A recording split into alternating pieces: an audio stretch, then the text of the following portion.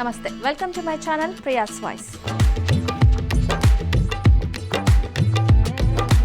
ఆ పరమశివుడిని గరళ కంఠుడు, భోలా శంకరుడు, సాంబుడు అంటూ ఎన్నో పేర్లతో పిలుస్తారు. లోక కళ్యాణం కోసం నిత్యం శ్రమించే శంకరుడు భక్తుల పాలిట కొంగు బంగారం. కష్టం వచ్చినప్పుడు ఒక్కసారి శివయ్య అని పిలవగానే మన రక్షణకు ముందుకు కదిలి వస్తాడు. దేవతలు, దేవుళ్ళందరూ విభిన్నమైన నగలతో అందంగా అలంకరించుకొని కనిపిస్తారు.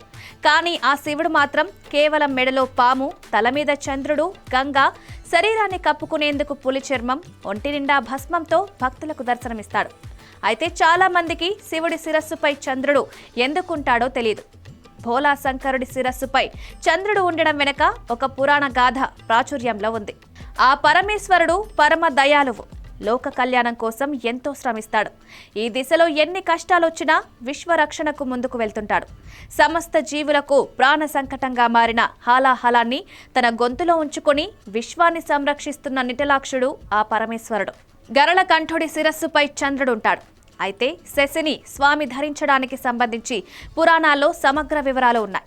అమృతం కోసం సముద్రాన్ని దేవదానవులు మందర పర్వతాన్ని వాసుకితో మదిస్తుండగా పర్వతం కొంత సముద్రంలోకి కుంగిపోయింది. దీంతో సాక్షాత్తు ఆ శ్రీ మహావిష్ణువే కూర్మ రూపంలో ప్రత్యక్షమై మందర పర్వతం కింద ఉండి కిందకు పడిపోకుండా భరించాడు. ఈ ప్రక్రియలో ఐరావతం, శ్రీ మహాలక్ష్మి, నవనిధులు, అప్సరసలు, ఉచ్చైస్రవం, పుష్పకం, కల్పవృక్షం, పారిజాతం ఉద్భవించాయి. అమృతం కోసం వడివడిగా సముద్రాన్ని చిలకడంతో హాలాహలం ఆవిర్భవించింది. ఆ సమయంలో భరించరాని వేడితో, ప్రళయాగ్నితో ఉన్న ఆ మంటలను దేవదానవులు భరించలేకపోయారు. బ్రహ్మాది దేవతలకు ఈ సమస్యను కట్టడి చేయడం క్లిష్టమైపోయింది. చివరికి బ్రహ్మ ఆ అనంత సైనుడికి మొరపెట్టుకున్నాడు. హరిసూచనతో బడబాగ్ని చల్లార్చాలంటే ఆ పరమేశ్వరుడే శరణ్యమని దేవతలందరూ ప్రార్థించారు. వారి విన్నపాన్ని విన్న పరమేశ్వరుడు ఆ హాలాహలాన్ని ముద్దలా చేసి మింగి గొంతులోనే ఉంచుకున్నాడు. అయితే హాలాహలం వేడి క్రమంగా శివుని శరీరం నల్లగా మారిపోతుంది.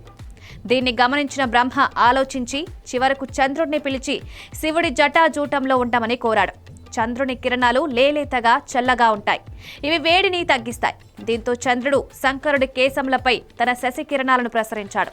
అయినా వేడి తగ్గకపోవడంతో గంగను పిలిచి ఉమాపతి శిరస్సుపై ఉండి నిత్యం జల ప్రవాహంతో అభిషేకం చేయమనగా గంగ నాటి నుంచి నిత్యాభిషేకంతో ఆ జంగమయ్యకు ఉపశమనం కలిగిస్తోంది. అందుకే ఆ పరమశివుడికి గంగాధరుడు, చంద్రశేఖరుడు అని పేర్లొచ్చాయి. మరిన్ని వీడియోస్ కోసం సబ్స్క్రైబ్ చేసుకుని కిందున్న బెల్ ఐకాన్ని నొక్కండి. Thank you.